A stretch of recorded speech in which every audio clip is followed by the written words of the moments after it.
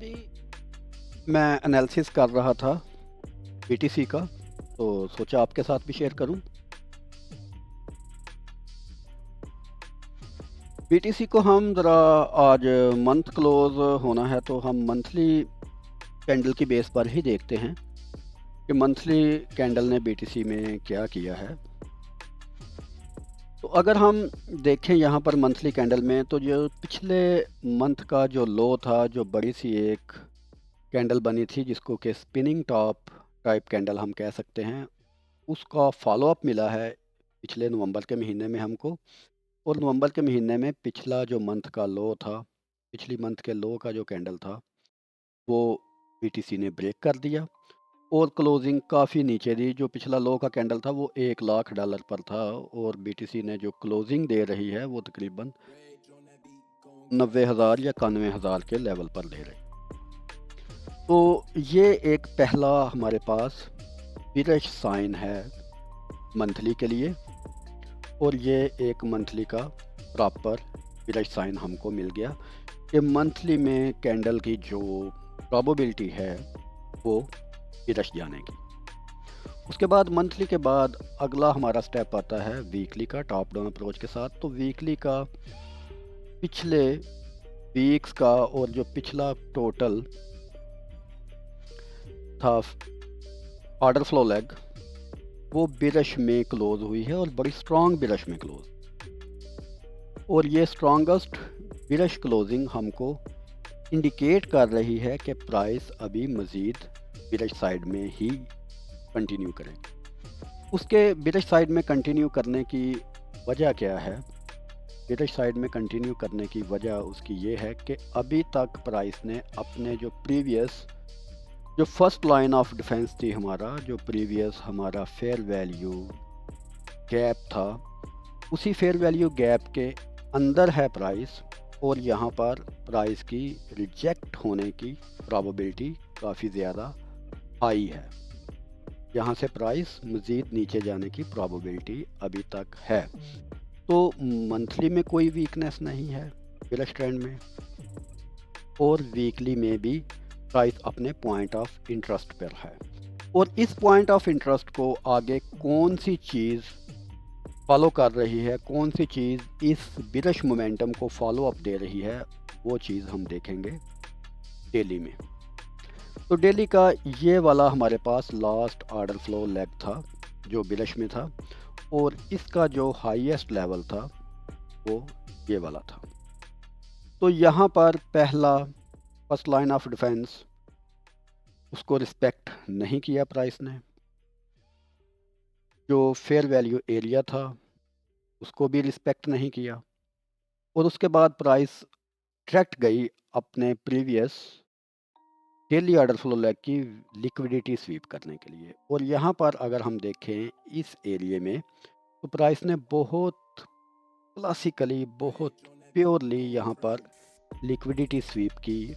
जब ये वाली लिक्विडिटी स्वीप की तो नीचे ये वाला जो एरिया था ये ओपन हो गया फॉर टारगेट। तो ये हमारा डेली का बायस क्लियर हो गया कि प्राइस ने ऊपर वाले पीडीएलए की लिक्विडिटी स्वीप की है, ऊपर वाले हाई की लिक्विडिटी स्वीप की है, और उसके बाद प्राइस ने नीचे जाना है। अब नीचे जाना है तो नीचे जाने के लिए हमको अनदर पीडीएलए चाहिए इससे निचले टाइम फ्रेम में, कि इससे निचले टाइम फ्रेम में प्राइस क्या कह रही है। तो हम अगर 4 आवरली में जाते हैं, तो 4 आवरली में यहाँ पर प्राइस ने ये वाली एक क्लियर एक 4 आवरली में भी ऑर्डर फ्लो लेग हमको दी, और इसके साथ ही ये वाला लिक्विडिटी एरिया भी हमको दी। दोनों चीज़ें 4 आवरली में हमको मिल रही। तो यहाँ पर जो लिक्विडिटी एरिया था वो तो स्वीप हो गया, लिक्विडिटी एरिया तो स्वीप हो गया, लेकिन जो ऊपर फेयर वैल्यू गैप था वो अभी तक पूरी पावर के साथ यहाँ पर खड़ा है, और प्राइस ने यहाँ पर इस फेयर वैल्यू गैप को मिटिगेट किया है। तो अभी हमारे पास बिरश जो स्ट्रॉन्गेस्ट आर्गूमेंट था, जो प्राइस को यहाँ तक लेके आ सकता था, वो हमारे पास यही वाला एक एरिया है। तो इस एरिया में जैसे ही प्राइस ने टैप किया, हम यहाँ से सेल एंट्री को देख सकते हैं, और इस सेल एंट्री को जो फॉलो थ्रू मिलना था वो 5 मिनट टाइम फ्रेम में मिलना था। और 5 मिनट टाइम फ्रेम में प्राइस ने अपना प्रीवियस जो फेयर वैल्यू गैप था उसको मिटिगेट करने के बाद जो सेकंड कैंडल थी उसने उसके नीचे क्लोजिंग दी। अब प्रोबेबिलिटी ये है कि प्राइस यहाँ पर अगेन एक दफ़ा ऊपर जाएगी, इस एरिया पर।